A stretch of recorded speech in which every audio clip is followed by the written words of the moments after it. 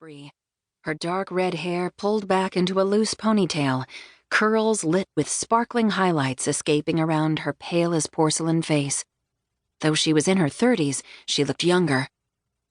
And once again, the whole town felt the magic of the season, Bree concluded with a dramatic flourish. The children, many of whom Jenny recognized as the newest generation of OBriens, applauded enthusiastically. A smile split Bree's face at their exuberance, then widened when she spotted Jenny at the back of the room. She jumped up, leaving two young women in charge of the energetic children, and ran to embrace Jenny. When the women waved, Jenny realized with a sense of shock that they were Bree's sister Abby's twin daughters. "Welcome home," Bree said, enveloping her in a hug. "Thanks," Jenny said. She nodded in the direction of the twins. Caitlin and Carrie? Bree laughed at her amazement. "Can you believe it? They're all grown up. Abby's still reeling about that. As for Trace, I'm afraid their stepfather is having a very difficult time thinking they're old enough to date, much less be on their own at college. He has this mile-long list of rules for them while they're home on break from school. They're convinced he lives in the Dark Ages. I've read the list. Abby showed it to me. They could be right." Jenny laughed. "I can imagine. Those girls might not be his biologically, but Trace was always as protective as if they were. He's much worse than their dad, who's always indulged their every whim to make up for not being around," Bree said, then winced. "Sorry, I didn't mean to be insensitive." Jenny shrugged. "Things with my dad are what they are. I've gotten over the fact that he's not the least bit interested in me or my life. It's been years since I had so much as a birthday card, much less a call from him." "But you have a stepfather who does care," Bree reminded her pointedly.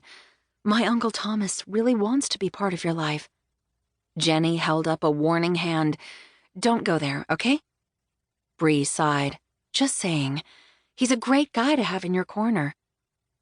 Jenny deliberately turned away and glanced around. She realized then that she and Bree were the center of attention for some of the children, including her half-brother. Sean Michael O'Brien, who'd turned 4 a few months back, was studying her with a quizzical expression, as if not quite sure who she might be, but clearly thinking he ought to know. With his bright red curls and blue eyes, he was unmistakably all O'Brien. The Collins genes had apparently been no match for his Irish heritage. Jenny forced her gaze back to Bree. "So, you've been trying the story out on a captive audience?" she teased, determined to lighten the mood and change the uncomfortable subject. Bree laughed, her expression unapologetic. "There are a lot of young O'Briens. They make a great test group to be sure this story will appeal to all ages. And my sisters and sisters-in-law get free babysitting. With their careers flourishing, time's at a premium for all of them this time of year. Come and say hello. Emily Rose and Sean are especially excited about seeing you." Jenny couldn't help it. Eager as she was to see Bree and Jake's daughter, she stiffened at the mention of her own little brother. The reaction shamed her, especially with Bree regarding her with that knowing expression. "Don't take all your misguided, conflicted feelings out on Sean," Bree pleaded quietly. "It's not fair." "I know that," Jenny acknowledged, flushing under the intense scrutiny. "It's just that I don't know how to act around him. I don't feel like his big sister." "Only because you've chosen to stay away," Bree said. "You are a part of this family, Jenny, and he is your little brother. Those are facts. You need to come to terms with them." Jenny shook her head, still in denial. "I'm not an O'Brien," she said, as if that were the only thing that mattered.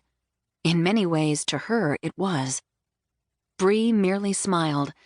"Try telling my father that. Nick's been chomping at the bit for a couple of years, threatening to go to Nashville and haul you home himself.